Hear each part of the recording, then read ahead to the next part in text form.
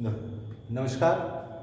आज हम कक्षा 8 के तीसरे पाठ के आगे वाले भाग को पढ़ेंगे। उससे पहले हमने बात की थी कि भाई किस प्रकार संश्लेषित रेशे हैं, उनका उपयोग किया जाता है, क्या उनके गुणधर्म थे, कितने प्रकार के थे, कहाँ कहाँ उनका उपयोग होता है। आज हम दूसरा पाठ पढ़ेंगे उसी के भाग का। संश्लेषित रेशों के बाद दूसरा भाग उस पाठ का आता है प्लास्टिक। आज का वर्तमान युग अगर आप कहो तो इसी का है, प्लास्टिक युग। हम हमारे दैनिक जीवन में जितनी भी चीजों का उपयोग करते हैं, आप मूल्यांकन करना, ज्यादातर चीजें आपको इसी की मिलेगी, क्योंकि इसके कुछ गुण हैं और गुणों की वजह से ही हर चीज का उपयोग किया जाता है।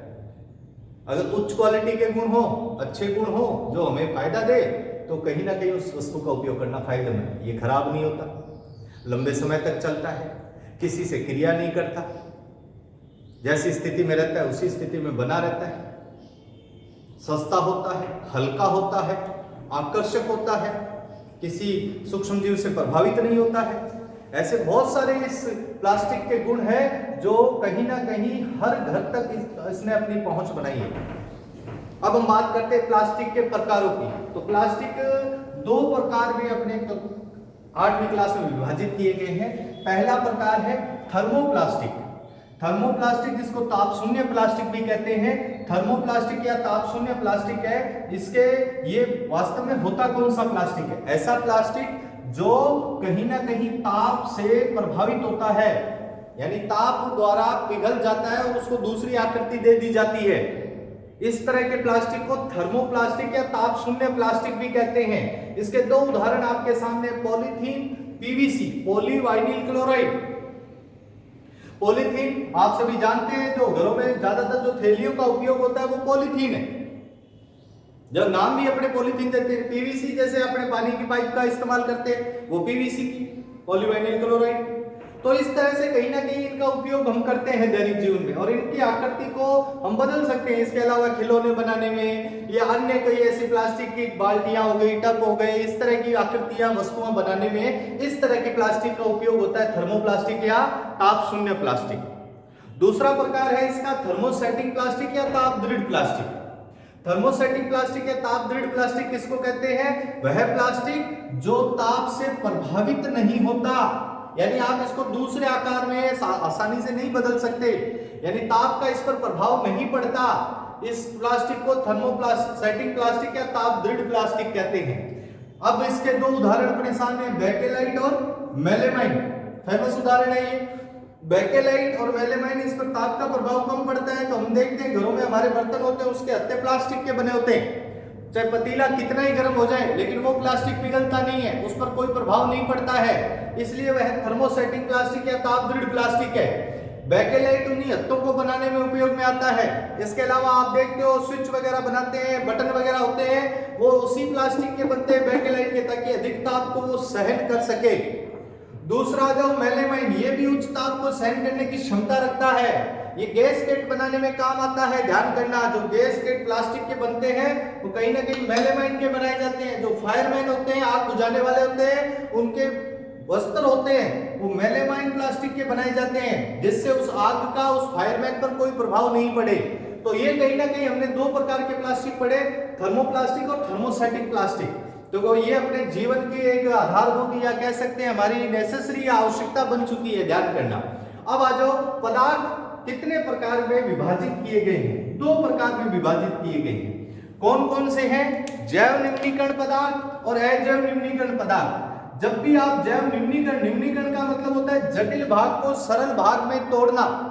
निम्नीकरण का मतलब है जटिल भाग को सरल भाग में तोड़ना, जटिल से सरल में तोड़ना,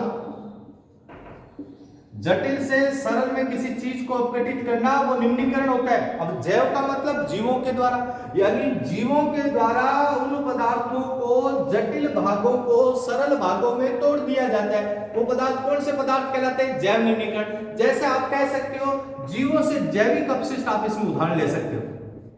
जैविक अपशिष्ट, जैविक अपशिष्ट इसमें आप अच्छा उदाहरण ले सकते हो, ध्यान करना। जैविक अपशिष्ट जो है वो जैव निम्नीकरण है। आप जीवों के द्वारा बने हुए किसी भी अपशिष्ट को देखोगे तो वो ज्यादातर सूक्ष्म जीवों द्वारा अपघटित हो जाएगा। ध्यान करना, जैसे हम ये मान लो सब्जी के छिलके हैं, सब्जी के छिलके जब काट के हम कहीं रख दें तो मान लो वो कुछ समय बाद यानी हफ्ते 10 दिन बाद क्या होगा कि वो कहीं ना कहीं खाद के रूप में बन जाएगा। वो खाद के रूप में कैसे बना? जीवों के द्वारा, क्योंकि जीवों ने उसके जटिल भाग को किस में तोड़ दिया? सरल भाग में तोड़ दिया, जो कहीं ना कहीं खाद के रूप में काम आता है।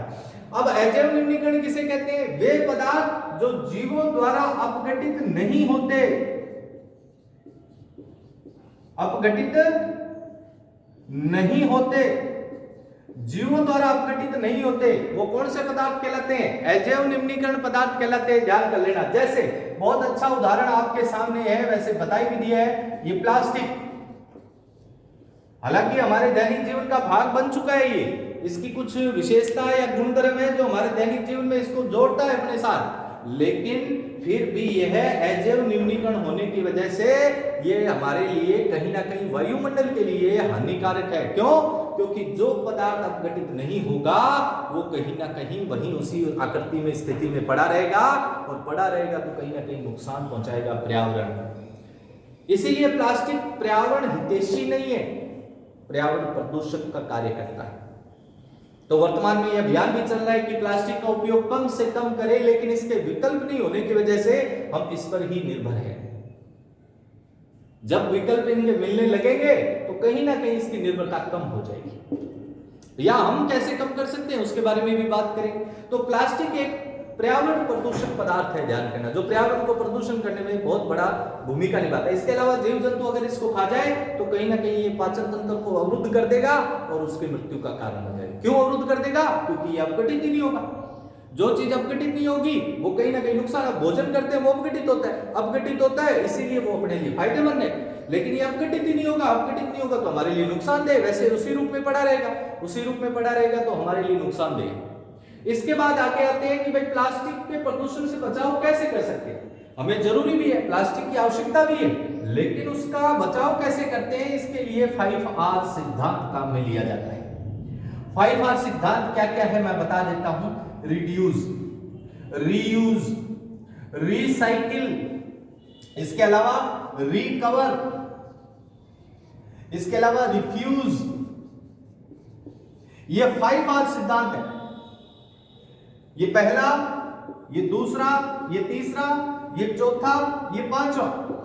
ये 5R सिद्धांत का उपयोग करेंगे तो कहीं ना कहीं हम इस प्लास्टिक से निजात पाएंगे, कहीं ना कहीं इससे छुटकारा पाएंगे। कारण कहीं ना कहीं ये हमारे इस 5R सिद्धांत के उपयोग से हम इसकी उपयोगिता को एक बंधन में बांध देंगे, जिससे आसानी से हम इसका प्रदूषण का कारण नहीं बनने देंगे। ठीक है, और साथ में उपयोग भी कर सके। अब ये क्या है?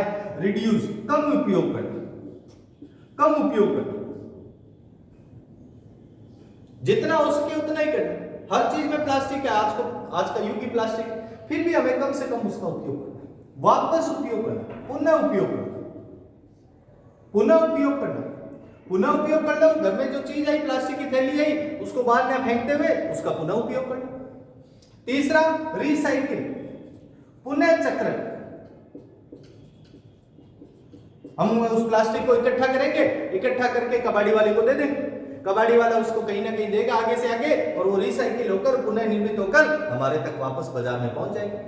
तो किससे प्रदूषण भी नहीं हुआ, हमें 2 रुपए का फायदा भी हुआ, और प्लास्टिक भी वापस अपने काम में आ गया, पदार्थ का भी फायदा हुआ। रिकवर, पुनः प्राप्त, इसको हम पुनः प्राप्त कर सकते हैं। जो अभी मैंने बताया इसके साथ जुड़ा हुआ ये, इसको हम पुनः प्राप्त कर सकते हैं। उपयोग नहीं करना, रिफ्यूज करना, यानी आवश्यक हो तो ही उपयोग करना। जैसे कम रिड्यूस दिया है, उसी तरह से आप रिफ्यूज भी कर सकते हो, यानी उसका उपयोग नहीं भी कर सकते हो। अगर ऐसे अपने घर में क्षमताएं हैं, ऐसी चीजें हैं, तो हम उसका उपयोग कम कर सकते या नहीं भी करें। तो इस तरह से हम इस 5R सिद्धांत से प्लास्टिक का उपयोग कम से कम करें। तो ये था प्लास्टिक, जो हमारे दैनिक जीवन का एक महत्वपूर्ण अंग बन चुका है।